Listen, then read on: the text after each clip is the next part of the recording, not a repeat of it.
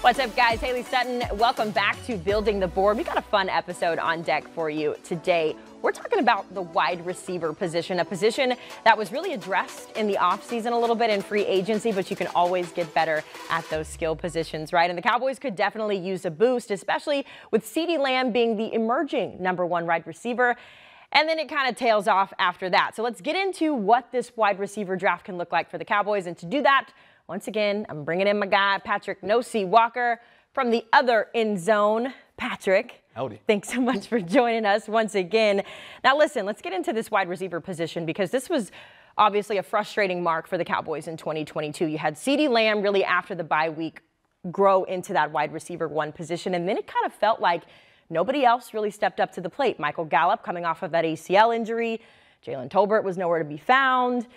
Now you're going into this draft where you have a Brandon Cooks, you've got a second-year Jalen Tolbert and Michael Gallup coming back, but what does this position look like in 2023? I tell you, it looks great atop the depth chart when you now factor in a guy like Brandon Cooks. This is a guy who's a 6-time 1,000-yard receiver.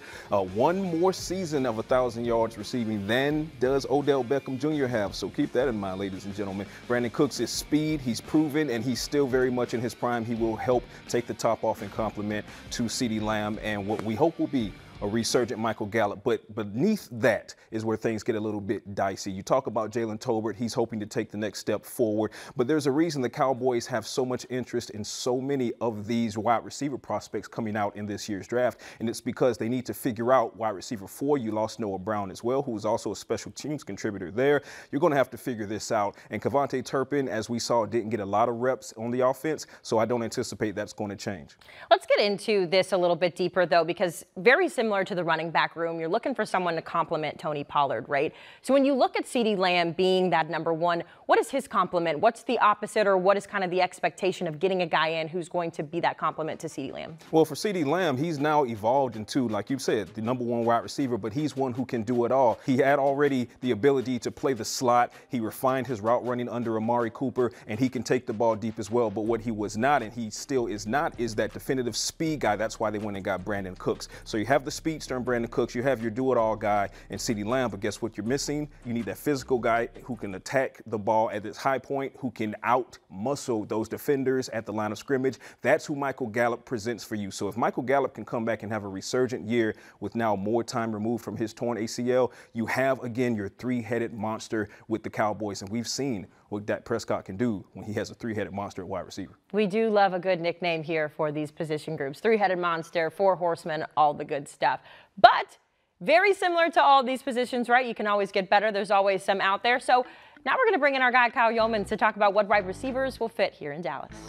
Thank you very much, Haley. Yeah, really this wide receiver class as a whole, still very talented right there at the top. You've got 3 names like Jackson Smith-Njigba from Ohio State, Jordan Addison from USC, Quentin Johnston from TCU. Those are really the 3 first-round consensus receivers that don't have any question about their size. I want to talk about some of those smaller receivers in just a little bit as well. But we're going to break down Quentin Johnston, one of the hometown prospects from TCU, just played his collegiate ball all the way up to a national championship game down the road in Fort Worth. He played his high school ball in Central Texas at Temple High School, had a fantastic career for the Horned Frogs, 2,100 yards, 1,100 of those coming in his final season with TCU, and he brings that prototypical X-receiver build, 6'3", nearly 210 pounds. Here's what he can do from a route running standpoint. He's limited in his route tree, but when he does run the digs, the posts, the curls, he does it well. Here he is against a little bit deep coverage here from Kansas. If I were the Jayhawks, I would have brought this guy all the way up here because you do not want to give Quentin Johnston any space. 1, 2, 3, 4, 5, plant, and then look at this. Look at all this room, and the ball's already thrown. I mean, the ball is coming from right over here, and he's not even close.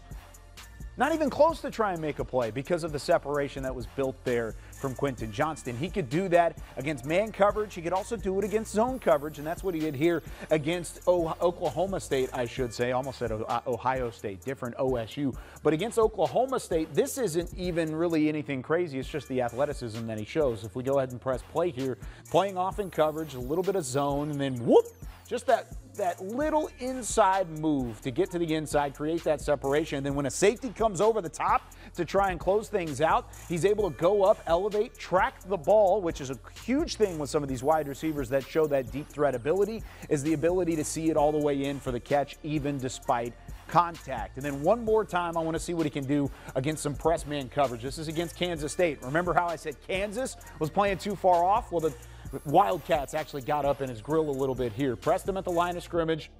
And then they bracket him onto the outside. Actually, great leverage here from 23 to make this a tough throw for Max Duggan and the Horned Frogs. But no matter. One, it's a good throw from Duggan to put it on that back shoulder. But look at the body control. Look at the focus all the way through, because this ball is up in the air already, and he's looking back that direction to try and make the play for the most part. Johnston did that time and time again for TCU. He did it for the Horned Frogs all the way through. I mean, you look at some of the things he does from a deep ball facility, from a contested catch standpoint, but he's also a good and willing blocker too in the run game. He's a complete receiver and somebody I think the Cowboys would really value to pair with CeeDee Lamb if the value is right at 26. Yeah, it seems like all of these guys more and more each year. It doesn't matter on the position. You have to be able to be versatile, and I loved you showing the versatility of him.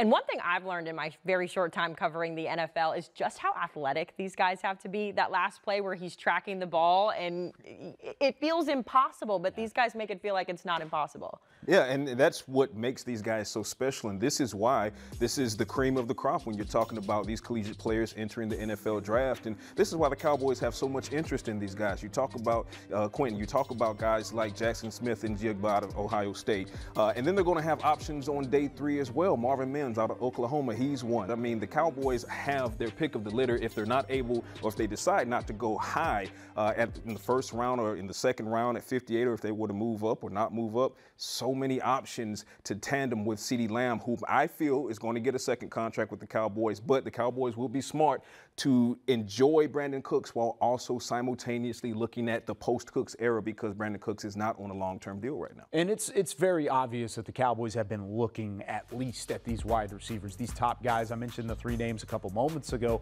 but this is an intriguing class in the standpoint that you have those 3 guys with Addison and Jigba, and then you've also got Johnston, like we just broke down. But then there's a list of guys. You mentioned a couple of them. Zay Flowers from Boston College, 5'9", 6 foot Jalen Hyatt, 5'9" Josh Downs, Marvin Mims, 5'11", 183, Tank Dell from Houston, 5'8", 165 pounds. What do they all have in common? They're smaller framed guys, but they're probably more of the technically sound wide receivers in the draft class. So it's an interesting class because you have the guys that are both technically sound and they have size at the top.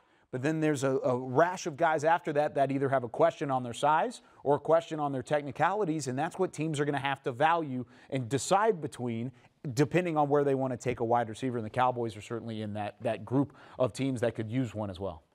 I love how you're just going through the laundry list of guys who can make an impact here if these ones don't work out. And that's the fun part of the draft, right, is just seeing where these guys end up. You did mention Zay Flowers, though, something I learned about him recently and at the Combine. He has 13 siblings. Yes, so he does. I feel like, you know, coming in, joining a new team, you'd be able to figure it out if you've got 13 brothers and sisters. And that guy knows how to compete. He's number 11 of those 13 siblings. So you take that, you're always fighting for the last piece of toast, right? Yeah, I mean, you're competing for the last every bowl of Fruit Loops. That guy knows how to compete. And take it from someone who has a lot of siblings. So that guy knows how to fight for what he needs to get. Oh, yeah. Oh, we love to see it. Well, I'm so excited to see what kind of wide receiver will fit here with the Cowboys, and hopefully CeeDee Lamb can be that sort of role model the way Amari Cooper was to these guys coming up. Always a lot to pay attention to. That will do it for this edition of Building the Board, Wide Receiver Edition. We'll see you guys next time.